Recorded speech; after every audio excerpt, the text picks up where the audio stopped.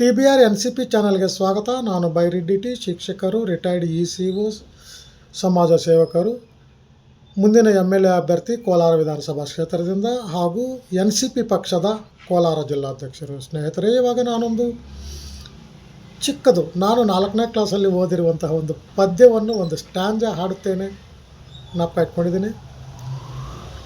ಈ ಒಂದು ಪದ್ಯವನ್ನು ಎಲ್ಲರೂ ಕೊನೆವರೆಗೂ ಕೇಳಿಸ್ಕೊಳ್ಳಿ, ಶೇರ್ ಮಾಡಿ, ಲೈಕ್ ಮಾಡಿ, ಮತ್ತು ಈ ಚಾನಲನ್ನು ಸಬ್ಸ್ಕ್ರೈಬ್ ಮಾಡಿ. ಈ ವಿಡಿಯೋವನ್ನು ಎಲ್ಲ ಸ್ಟೇಟಸ್ಗೆ, ಗ್ರೂಪ್ಸ್ಗೆ ಮತ್ತು ಫೇಸ್ಬುಕ್ಗೆ ಶೇರ್ ಮಾಡಿ ಅಂತ ವಿನಂತಿಸ್ಕೊಳ್ಳುತ್ತಾ, ಗೋವಿನ ಹಾಡು ಧರಣಿ ಮಂಡಲ ಮಧ್ಯದೊಳಗೆ, ಆ ಹಾಡನ್ನು ಪುಣ್ಯಕೋಟಿ ಕೂಡ ಹೆಸರು ಕರೀತಾರೆ ಇದನ್ನು. ಈ ಹಾಡನ್ನು ಒಂದು ಸ್ಟ್ಯಾಂಜ ಹಾಡುತ್ತೇನೆ, ಎಲ್ಲರೂ ಕೊನೆವರೆಗೂ ಕೇಳಿಸ್ಕೊಳ್ಳಿ ಸ್ನೇಹಿತರೆ. ಧರಣಿ ಮಂಡಲ ಮಧ್ಯದೊಳಗೆ ಮೆರೆಯತಿಹ ಕರ್ನಾಟಕ, ದೇಶದಲ್ಲಿರುವ ಕಾಳಿಂಗನೆಂಬ ಗೊಲ್ಲನು ಪರಿಯ ನಾನೆಂತು ಪೇಳ್ವೆನು.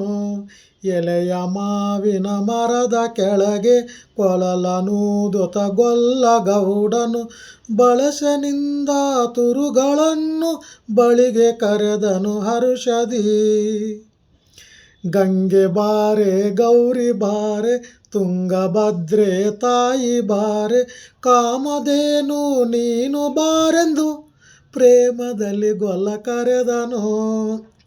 ಗೊಲ್ಲ ಕರೆದ ದನಿಯ ಕೇಳಿ ಎಲ್ಲ ಹಸುಗಳು ಬಂದು ನಿಂತು ಚೆಲ್ಲಿ ಚೂಸಿ ಹಾಲು ಕರೆಯಲು ಅಲ್ಲಿ ತುಂಬಿತು ಬಿಂದುಗೆ.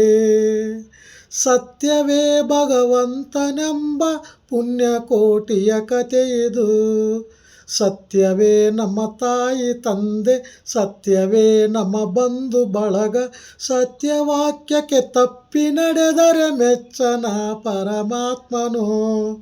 ಸತ್ಯವೇ ಭಗವಂತನೆಂಬ ಪುಣ್ಯಕೋಟಿಯ ಕಥೆಯಿದು. ಸರ್ವೇ ಜನ ಸುಖಿನೋ ಭವಂತು. ಧನ್ಯವಾದಗಳು. Thank you.